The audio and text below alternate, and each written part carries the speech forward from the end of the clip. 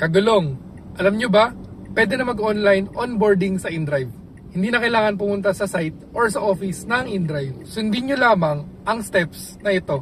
Una, i-download ang app sa Play Store. Pagtapos natin itong i-download, buksan ang app at piliin ang car driver icon. Then, i-click ang online registration. Dito naman po, i-click ang city. Then, i-upload ang mga kaukulang dokumento. Ito po ang kailangan nating i-prepare na dokumento.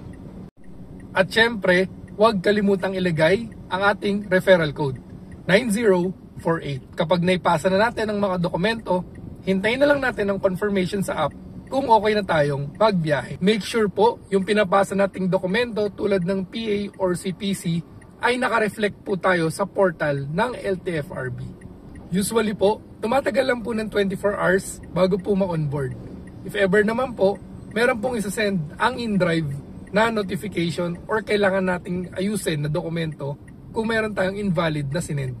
Kung kayo naman po ay may katanungan or nahihirapan po tayo mag-onboard sa InDrive, pwede nyo po i-PM ang aking Facebook account, JP Barbieto, or PM nyo po itong page, United TNVS Operators. Pwede rin po tayo magpa-onboard sa ating opisina located sa 308 Cabrera Building 1, Timog Avenue, Quezon City. Bukas po tayo Lunes hanggang Biyernes, 10 a.m. to 5:30 p.m. Kung magpapa-onboard po tayo sa ating opisina, hindi nyo na po kailangan dalhin ang inyong sasakyan. Yung mga dokumento na lang po na kailangan. So yun po, sana nakatulong itong video na ito sa mga kagulong natin na gustong mag-onboard at bumiyahe sa InDrive. Stay tuned lang po tayo sa mga papremyo ng InDrive this coming December. Para lagi po tayong updated, follow po natin ang kanilang Facebook page.